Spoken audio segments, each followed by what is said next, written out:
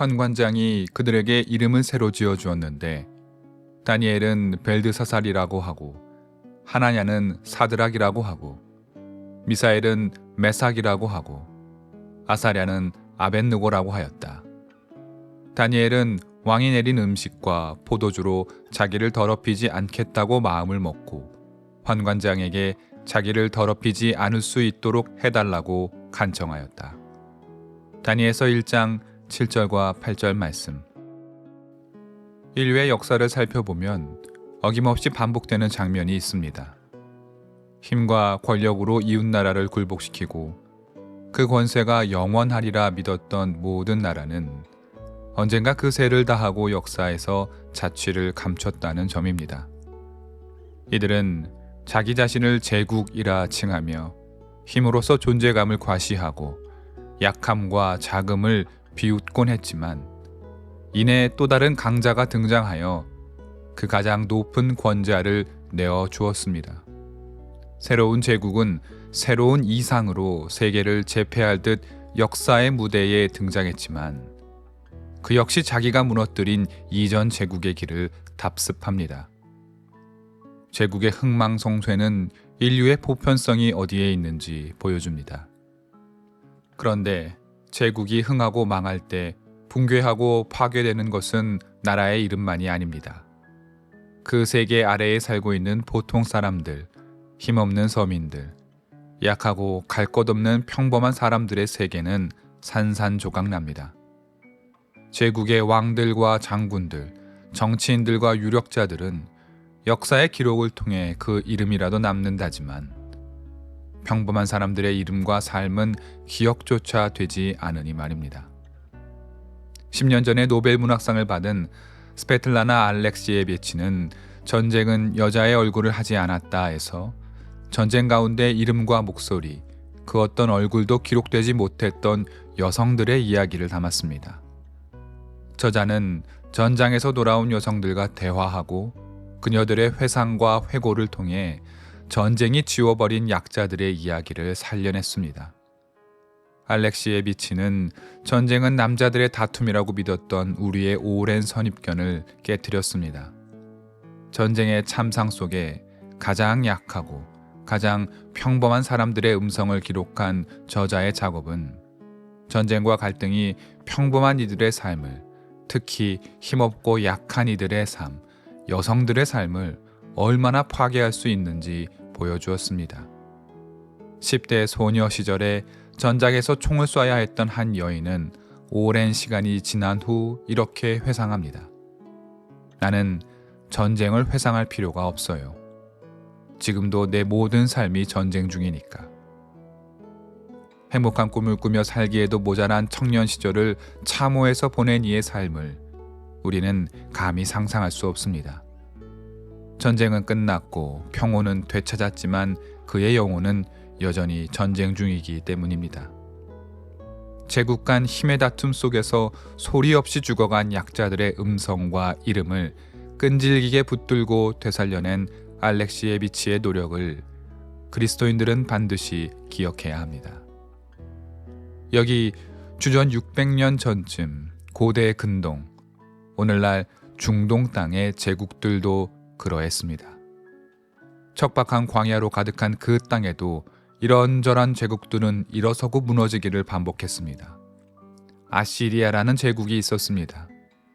잔인하기로 이루 말할 수 없는 포악한 나라였습니다. 피지배국을 멸망시키고 그 나라 사람들을 닥치는 대로 도륙했습니다. 그러나 아시리아도 몰락했습니다.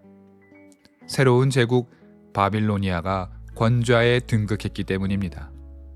아시리아와 바빌로니아가 제국 간 세대 교체를 진행하던 때에 셀 수 없을 만큼 많은 사람들은 죽었고 삶의 터전은 잃어버렸습니다.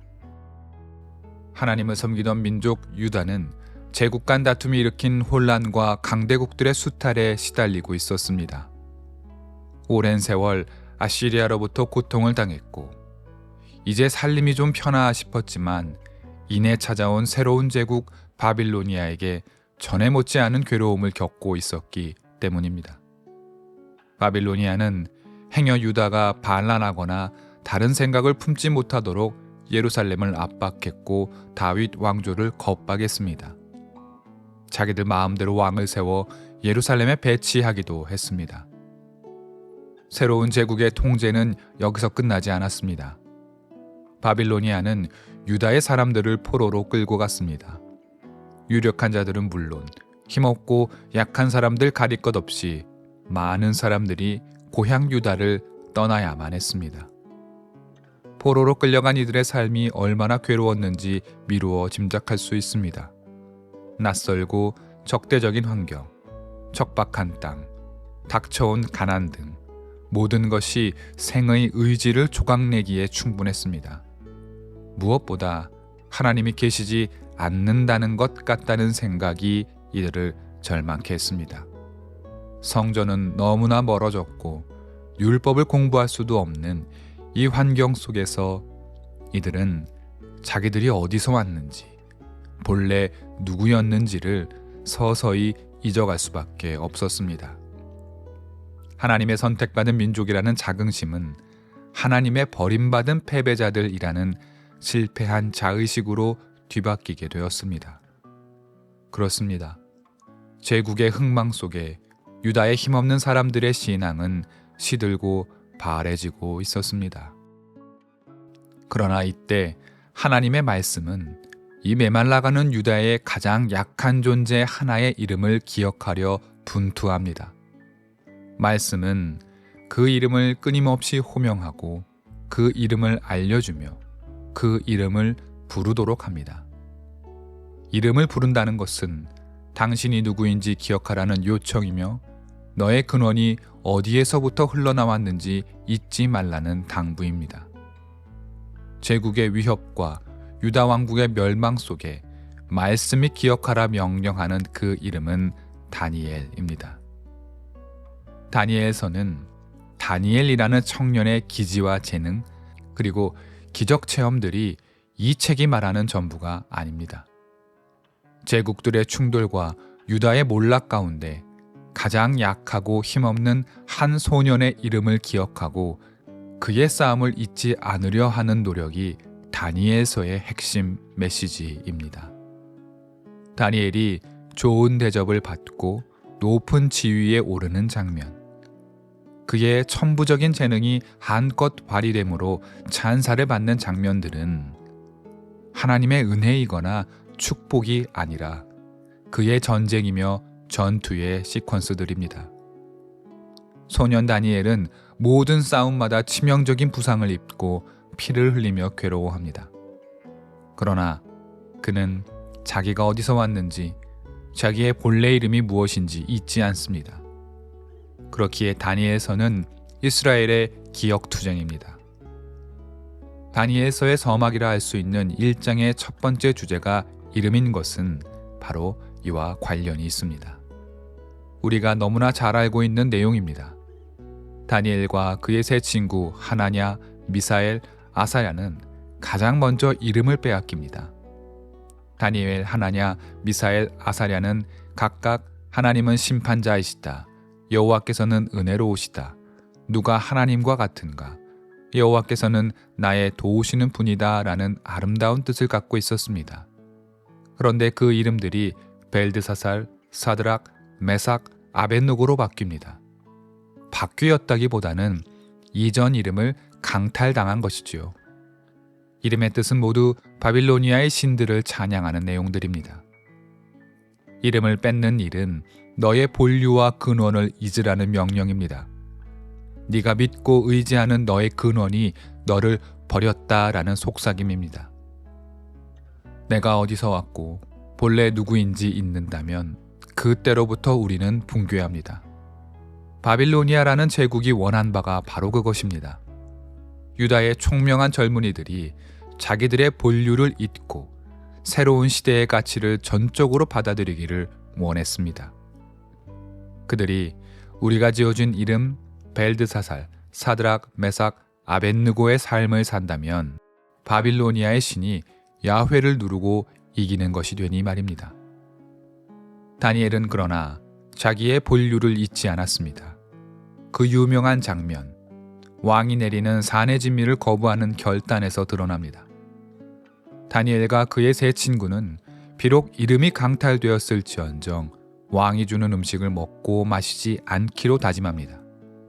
이 일은 왕명에 대한 거역이며 죽음을 자초할 수 있었습니다. 약자인 다니엘의 결단이 곧 전쟁임을 보여주는 대목입니다. 유다의 젊은이들을 아꼈던 것으로 보이는 환관장은 열흘을 지켜봅니다. 그들의 용모가 수척해지기라도 한다면 강제로라도 왕의 음식을 먹이기로 한 것이죠.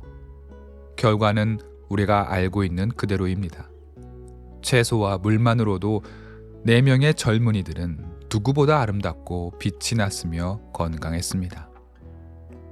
우리는 그 음식을 단행한 다니엘이 받게 된 결과들, 곧 17절에 언급된 지식을 얻게 하시고 문학과 학문에 능통하게 하셨다.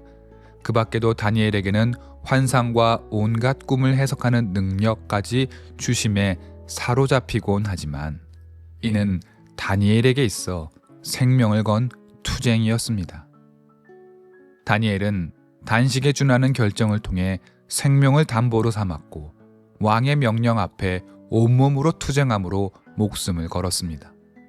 이유는 오직 한 가지, 다니엘이라는 이름을 기억하기 위함입니다. 내가 누구이고 어디서 왔는지 잊지 않기 위함입니다.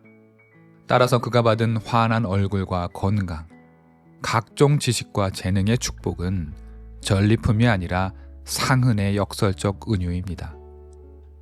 다니엘의 싸움은 언제까지 계속되었을까요? 1장 21절을 봅니다. 다니엘은 고레스 왕 1년까지 왕궁에 머물러 있었다. 고레스 왕은 또 다른 제국 페르시아의 왕입니다. 무엇을 말합니까? 아시리아라는 제국이 바빌로니아에게 멸망했고 바빌로니아라는 제국은 또다시 페르시아에게 자리를 내어주었습니다. 그러나 다니엘은 다니엘이라는 이름을 지키며 제국의 흥망 속에서 살아냈습니다. 그는 세계의 초강대국들의 권좌를 다투며 온 세상에 피를 뿌리는 와중에도 자기의 이름을 지켜냈습니다. 우리가 이제부터 다니엘서를 읽으며 반드시 염두에 두어야 할 바가 여기에 있습니다. 가장 약한 자가 자기 이름을 지키며 내가 누구인지 어디서 왔는지를 잊지 않으려 했던 그 투쟁을 기억해야 합니다.